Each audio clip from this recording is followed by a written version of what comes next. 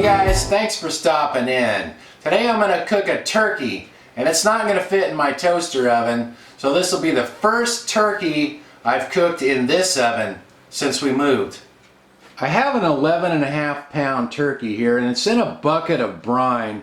Now you don't have to brine it, but what that does is it makes it juicier and it gives it more flavor. I just brought this in from outside. It was out of my deck because it's so cold this time of year that bucket won't fit in the fridge, so I just put it out on my deck at night. So it's been in the brine about 15 hours. I usually leave it in the brine probably 12 to 24 hours. So let me get that out of there and we will rinse it off in the sink here.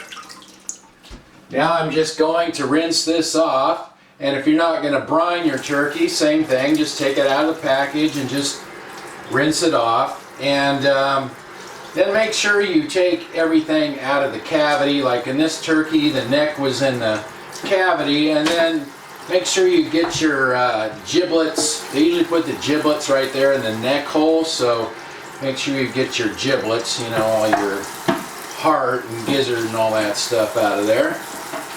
Alright, I have a nice roasting pan here, so I'm just going to use that.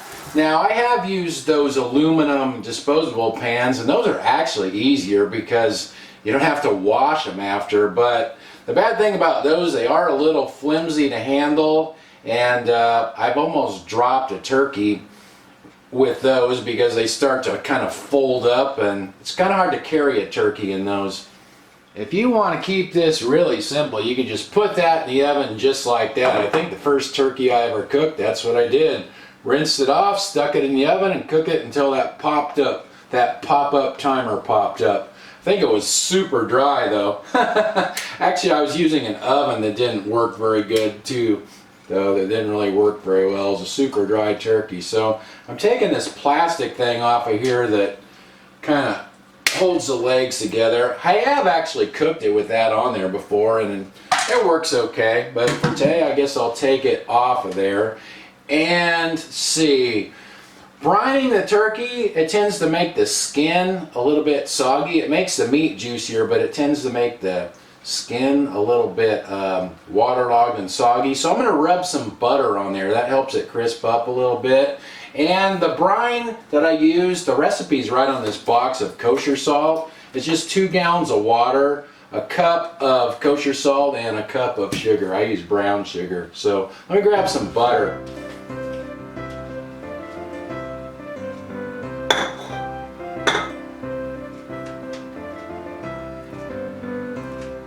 The skin's all buttered up, and I think I'm going to cut these wing tips off too.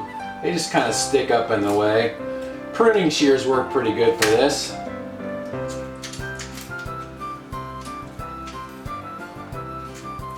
There we go.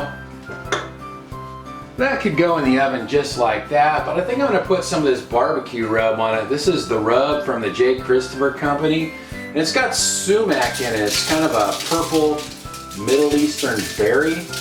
That'll just give it a nicer color.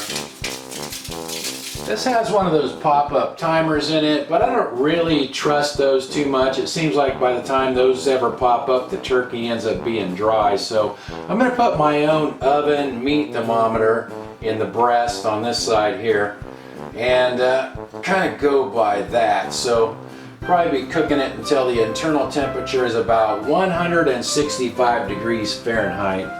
I haven't cooked the turkey in this oven, and every oven is a little bit different. So I have the oven heating to 500 degrees Fahrenheit here, and I'm going to put the turkey in and let it cook at that temperature for about the first 20 minutes to half an hour, and then I'm going to turn it down to 325 degrees and just let it finish cooking that way. That hotter temperature will help the skin get a little crispier in the beginning.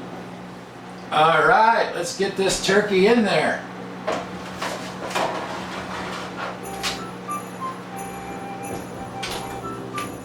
It's been about half an hour and it's getting smoky in here. I better check on this. Well, that looks pretty good. Alright, I'm going to turn the oven down to 325 now.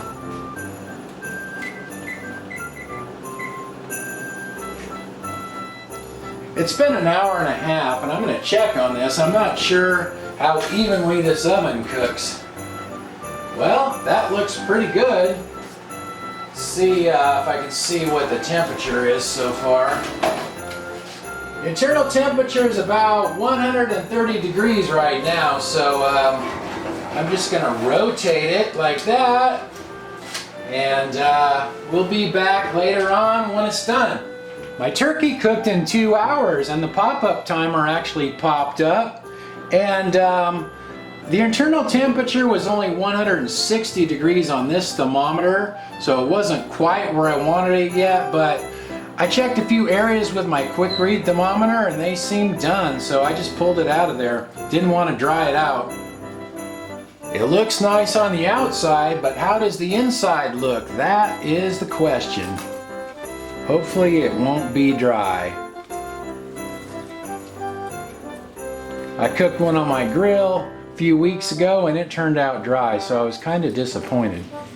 So far, that looks a little better. That actually looks pretty good. Let's cut into the breast meat here. See how that is.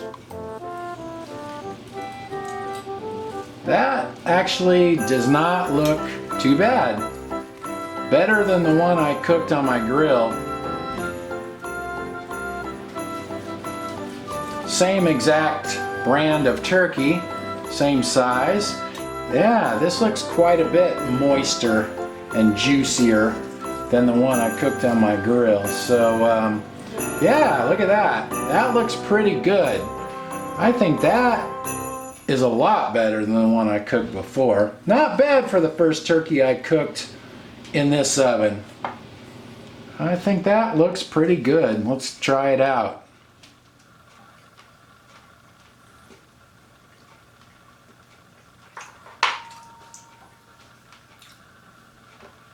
That turned out really good. I'm really happy with that. And that cooked in 2 hours. The estimate they give you is about 15 minutes per pound, and that's an 11.5 pound bird, so should have took close to 3 hours if you go by the estimate, but it just shows you that you never know. So get yourself a good thermometer, an oven meat thermometer, and go by that. That is the way to go. Thanks for watching, you guys, and I'll talk to you next time.